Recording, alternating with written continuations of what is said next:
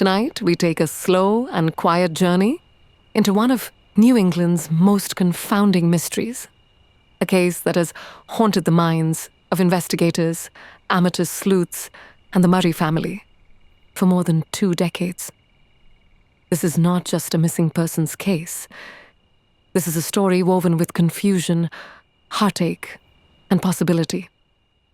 Let your mind settle into stillness. Let your body grow heavier with each breath. Let's begin. Maura Kathleen Murray was born on May 4th, 1982, in Brockton, Massachusetts.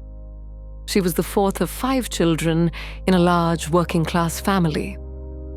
Raised in Hanson, she grew up in a loving, but sometimes chaotic household, surrounded by siblings, shaped by the divorce of her parents when she was just 6. She was smart, focused, and athletically gifted. In high school, Maura was a track star, competing in long-distance events and excelling in mathematics. Teachers described her as quiet, but confident, with a dry sense of humor and a strong work ethic.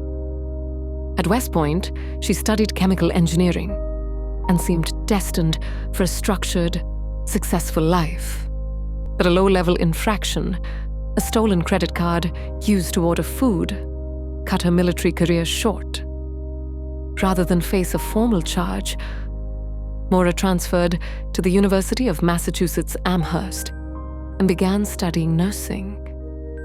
She had a long-distance boyfriend, Billy, stationed at Fort Sill in Oklahoma. Despite the distance, their bond appeared close. They spoke often. She wore his class ring on a chain around her neck. But during the early weeks of February 2004, something in Maura's life began to unravel. On February 5th, while working a security shift at her dorm, she received a phone call that caused her to break down in tears. Her supervisor described her as completely unresponsive. When asked what was wrong, Maura reportedly said, "My sister." Yet her sister, Julie, later said they hadn't spoken that day. What was on that call? To this day, no one knows. The following day, Maura's father, Fred, visited Amherst. He helped her shop for a used car, and they had dinner together. That night, Maura borrowed his Toyota Corolla to go to a party on campus. Around 3 a.m., she crashed the car into a guardrail.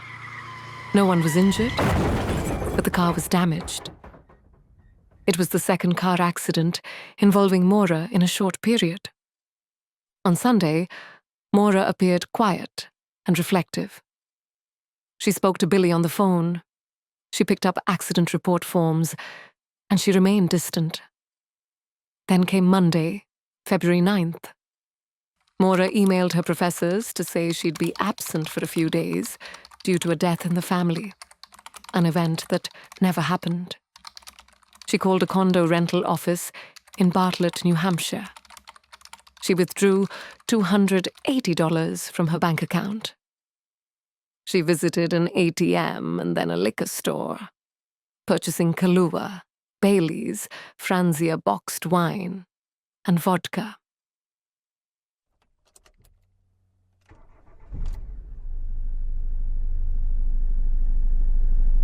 She then packed up her Saturn and left Amherst behind. By 4:30 p.m., she was on the road, heading north. At 4:37 p.m., she checked her voicemail. That was the last known activity on her phone. By 7:27 p.m., Maura's black 1996 Saturn had gone off the road on a curved section of Route 112 in Haverhill, New Hampshire. A neighbor heard the crash and saw a woman, presumably Maura, walking around the car.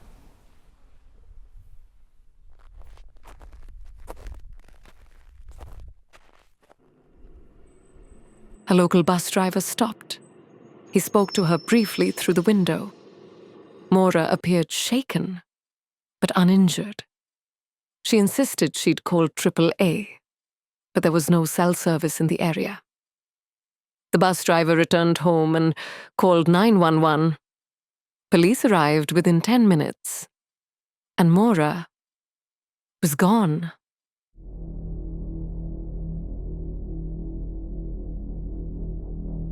Her car was locked. The front end had sustained significant damage. The radiator had been shoved into the engine block.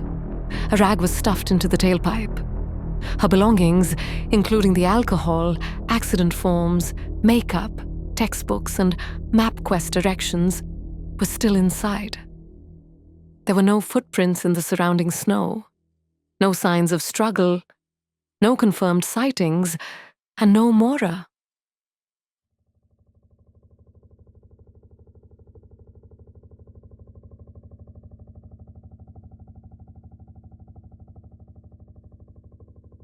Over the next days and weeks, search teams combed the woods. Helicopters flew overhead. Scent dogs tracked the area. The media began to report on the case, but not a single concrete clue emerged. Law enforcement initially believed Maura had run away, perhaps burdened by academic stress, the recent crash, or personal issues. Her family disagreed. Fred Murray became a relentless advocate. He accused the police of a sloppy investigation. He believed from the beginning that foul play was involved.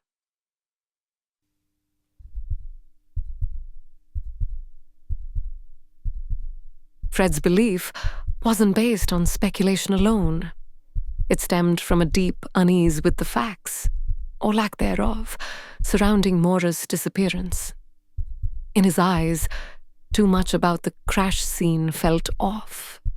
The rags stuffed into the tailpipe, the complete absence of footprints in the snow, the fact that Maura left behind her belongings, including alcohol, cash, and personal items.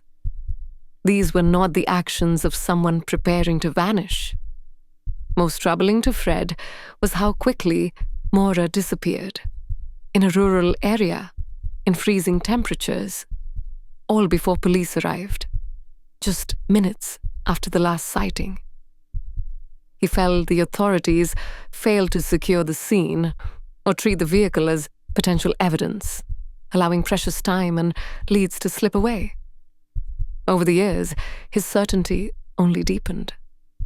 Maura hadn't simply walked away. Someone had taken her, or worse.